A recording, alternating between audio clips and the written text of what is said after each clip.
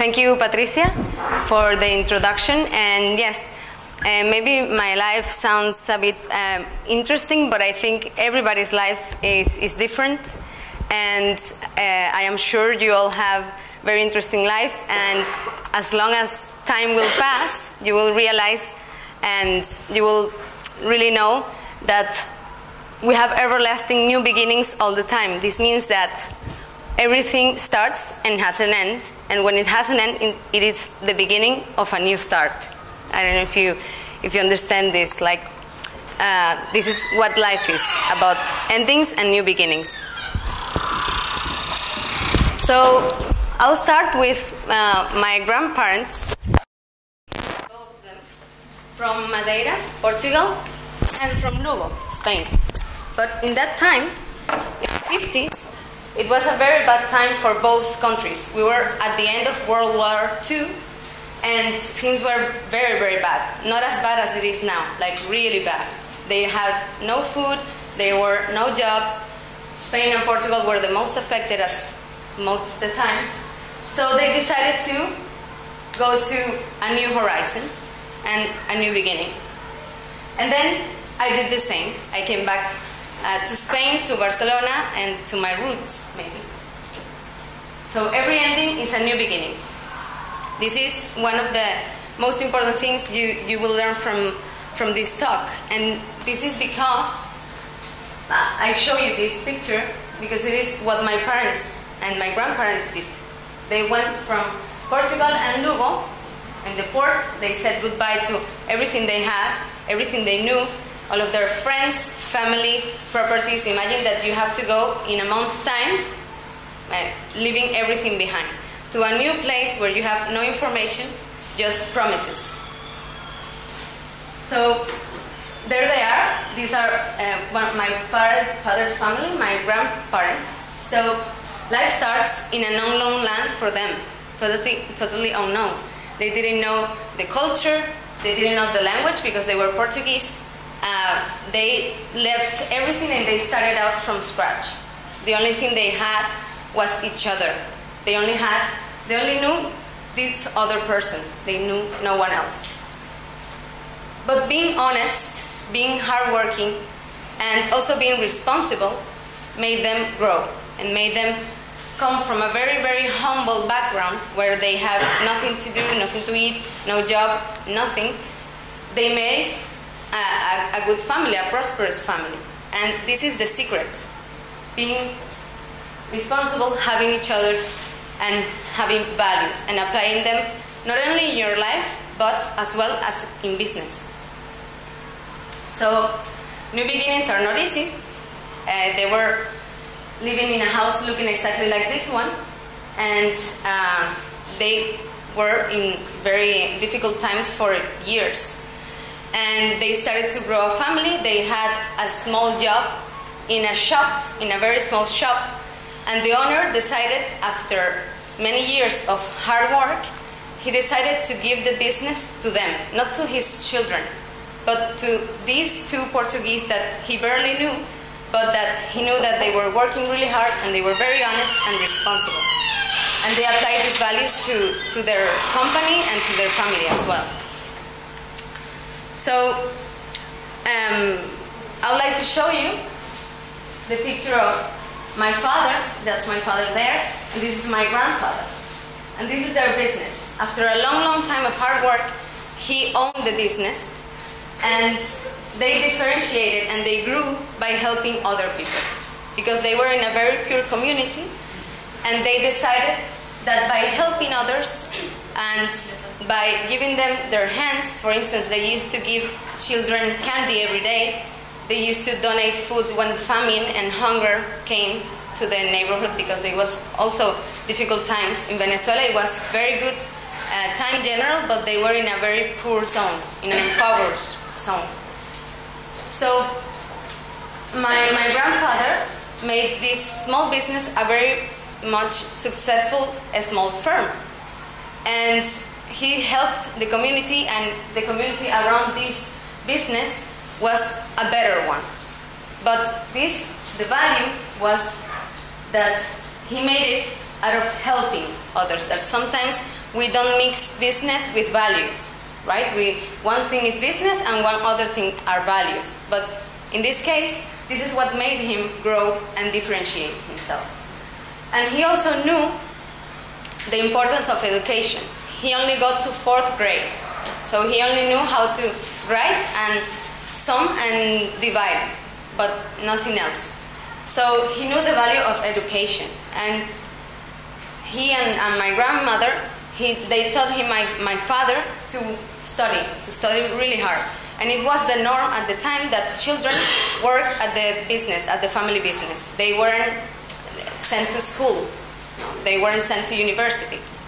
But my grandparents had this vision that they wanted their children to be better and to do better. So they sent him off to college and to the university.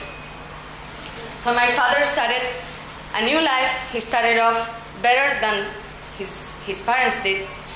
And he worked really, really hard to make us a prosperous family. So I took the best out of this life opportunity. My father had it very bad. My grandfather had it worse, and I had it better because they grew and they worked really hard to obtain this.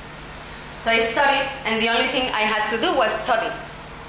So it was very easy for me. For my grandfather and for my father, it wasn't easy. They had to work and they had to study all the time. But for me, all I wanted to do was study. All I needed to do was to be responsible. And there, I graduated. Then I went to college.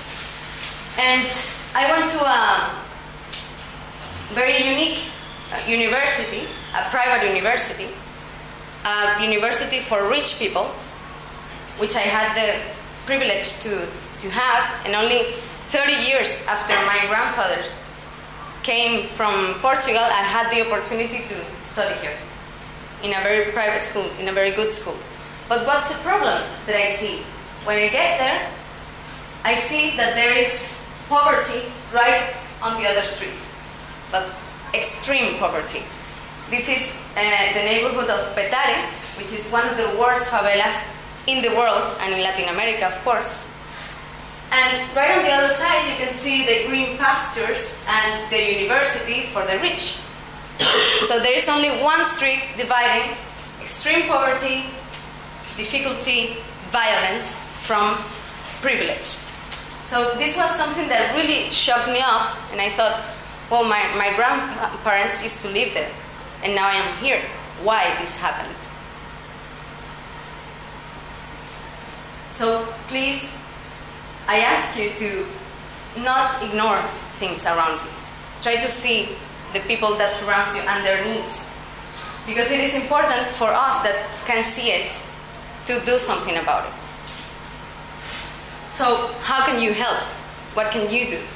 That was a question that I made to myself. How can I help these people? How can I help bring this gap and eliminate it? Of course, I was on a mission, I wasn't alone, and there was a group of people in the university that realized this need to help. So I joined the social entrepreneurship group at UNIMED, which is the foundation of Universidad Metropolitana, and we started to work every now and then, every weekend, one weekend off, one weekend we went to this impoverished and very violent area. So we try to help entrepreneurs and social entrepreneurs to make a difference in their community by being responsible and by showing values. One of the things we did was working with Procter & Gamble. You know, P&G is a firm, the firm of Head & Shoulders, Gillette, all of these brands. They have a very strong corporate responsibility department. And they realized also that they needed to do something with these people because they had the income to do it and because this also brought them benefits. So they started with the idea of opening a hairdresser shop with social purposes. What does this mean?